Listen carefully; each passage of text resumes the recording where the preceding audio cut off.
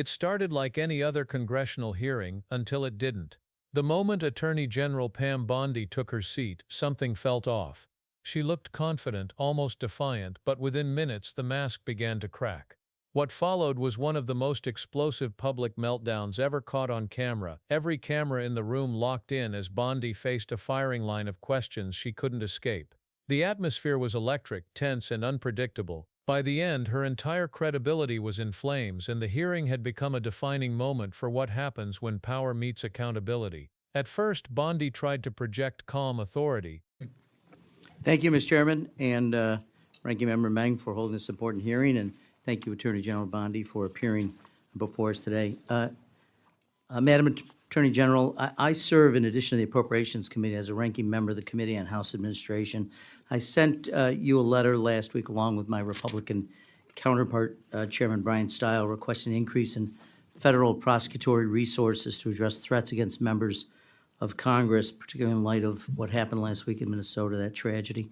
In 2024, the U.S. Capitol Police identified and received nearly 9,500 concerning statements or threats against members.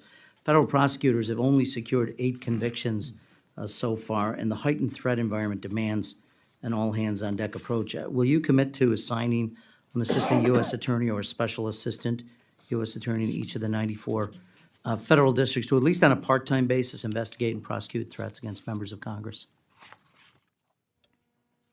So thank you for bringing that up, and I take that very seriously. Not only what happened in Minnesota was horrible. I've spoken to Keith Ellison. I've spoken to Amy Klobuchar about that. It's horrible. We are involved in that. The FBI was involved. Our U.S. attorneys are involved. Many of these are district to district. So the way we're doing that is, I will tell you, my National Security Division is involved in all of those and assisting in those. We meet every single morning and we discuss that. But many of those, Minnesota, will be handled in the state in which it happened. Another one is So, may Governor, I'm sorry if I can keep going. I'm sorry. I don't mean Quickly, to though. I filibuster. Governor Shapiro and what happened in Pennsylvania with Governor Shapiro. I've spoken to Governor Shapiro. We are working hand in hand, our U.S. attorney with the district attorney there, hand in hand, just like in Minnesota. I made sure our U.S. attorney and our district attorneys there were working hand in hand. Political party doesn't matter when something like this happens. And I also want to make sure all members of Congress are safe as well. Okay, and I would reiterate, Chairman Stile and I think Chairman Stile and I agree that at least a part-time in each of the 94 districts would be appropriate. Let me change topics for just a moment. I'm really quick on that. Yes, we're doing that through our National Security Division, so I think that's already in the works, and I would be glad to meet with you in a secure facility to talk about that. Very good, thank you.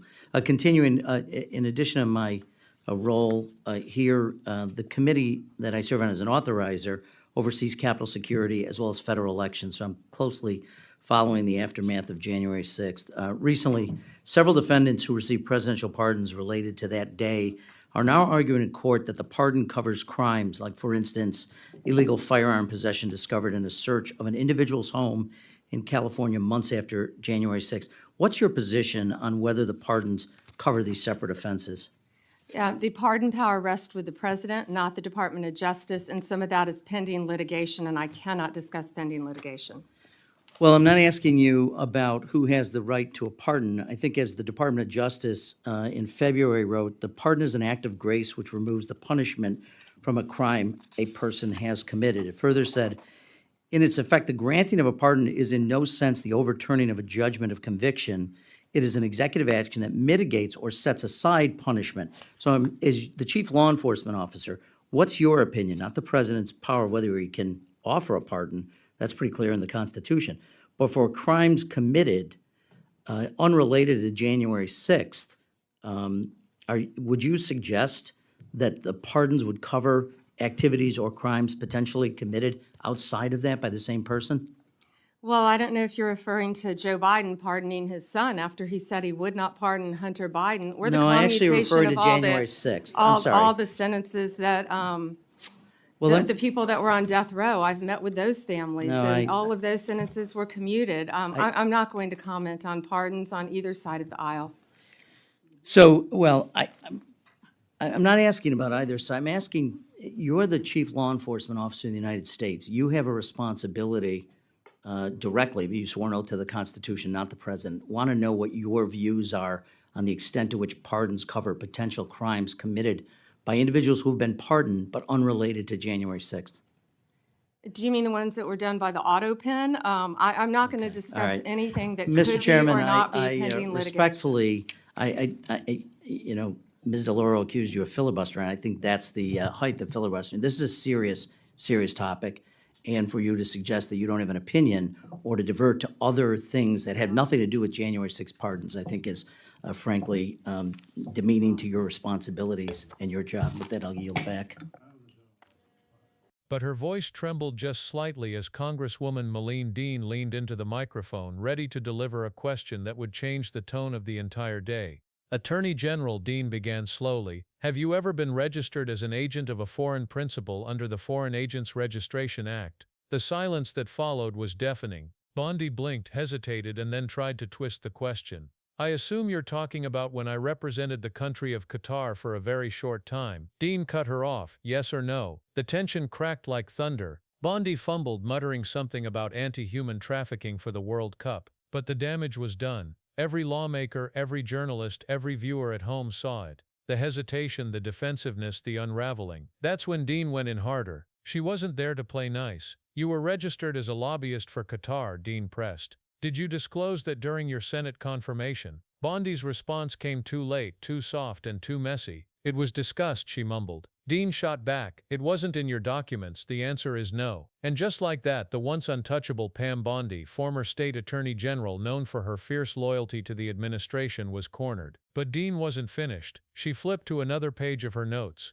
"Is it true," she asked, "that you advised the former president to accept that $400 million jet from Qatar?" Bondi's eyes widened. "I will not discuss any legal advice given to the President of the United States." The room erupted. Lawmakers muttered. Reporters scribbled furiously, and viewers online couldn't believe what they were witnessing. It wasn't just an exchange, it was a collapse. Bondi's poise disintegrated under the weight of her own evasions, and just when it couldn't get worse, it did. Dean had one final card to play. She looked Bondi straight in the eye and said, "On April 2nd, the same day the administration's chaotic tariff plan sent markets crashing, you sold over $1 million in media stock. That stock fell 13% in the following days. Seems you avoided that loss. Well done." Bondi froze. The oxygen left the room. When she finally spoke, her words sounded hollow. "I complied with my ethics obligations," she said, trying to smile. "If you think I profited, I'd recommend you take a class in financial literacy." The tone was defensive, almost mocking, but it only made things worse, because that line, "I lost a tremendous amount of money," didn't sound like a defense.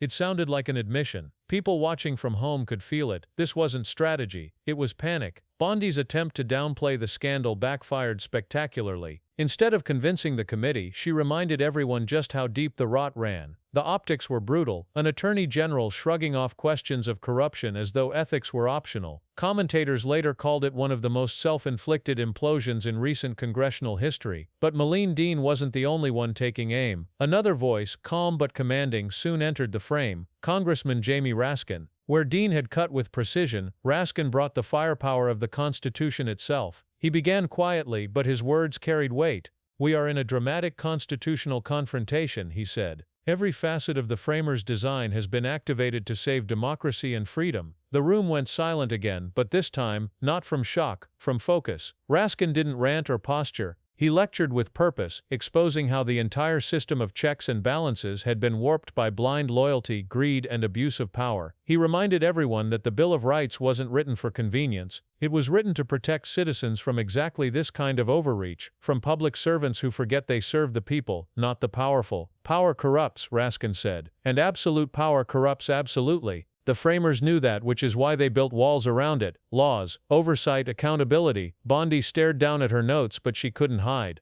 The camera found her, expression frozen, eyes darting. Raskin wasn't just talking about her. He was talking through her, using this moment as proof that no amount of political spin can shield the truth forever. He continued, "From the day this administration took office, we've seen power exercised like a crown, not a duty." rights trampled, checks ignored, judges threatened, and truth distorted. Each line landed like a blow, and then came the line that defined the hearing. The people marching in the streets are not alone in this fight. They reflect a constitutional opposition in motion, and we are winning this fight every single day in courtrooms across America. The audience behind the committee table burst into applause before the gavel even came down. It was rare, almost unheard of in a hearing that tense, but Raskin wasn't grandstanding. He was reclaiming something that had been lost, integrity. While Bondi floundered, he reminded the country what leadership looks like: calm, reasoned, and unwavering in defense of the rule of law. By this point, the story had outgrown the hearing itself. Clips flooded social media, headlines spread within hours. Pam Bondi melts down under questioning.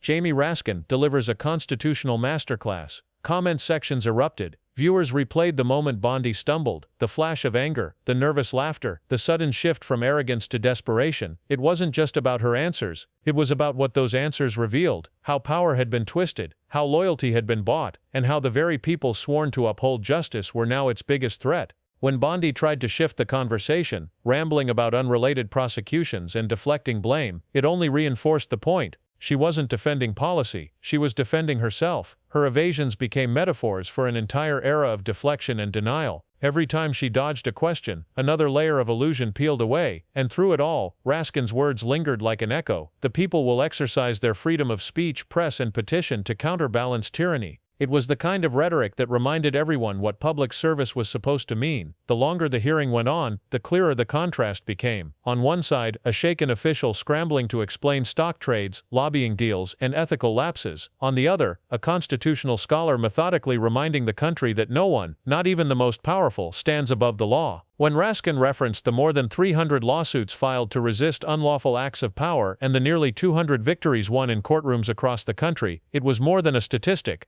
It was a statement of hope. Even judges appointed by the administration were ruling against it. That's how blatant the misconduct had become. By the closing moments, you could feel the exhaustion in the room, the tension, the frustration, the quiet disbelief that this was even real. But for millions watching, the message was crystal clear. Corruption hides only until the spotlight finds it. As the gavel finally came down, Bondi sat back in her chair, visibly shaken. The once polished prosecutor who built her reputation on confidence and control had just been stripped bare in front of the entire nation. Malene Dean's precision questioning had cracked the shell. Jamie Raskin's constitutional clarity had crushed the rest. The image of Bondi's collapse became more than a political spectacle, it became a warning. When those entrusted to enforce the law begin bending it for personal gain, democracy itself starts to bleed. And when accountability finally arrives, it doesn't whisper, it roars. Raskin's closing words summed it up perfectly. In this system, the people are the ultimate check. When government forgets its purpose, it's the people who remind it. The hearing adjourned, but the echoes of that day still haven't faded. The footage circulates endlessly. Bondi's shaky voice, Dean's unwavering stare, Raskin's calm authority. Each replay feels like déjà vu, a reminder of how fragile truth can be, and how vital it is to defend it. Pam Bondi walked out that day trying to appear unbothered, but everyone saw it. The tremor in her hands, the hurried step, the eyes that wouldn't meet the cameras. It wasn't just a political defeat.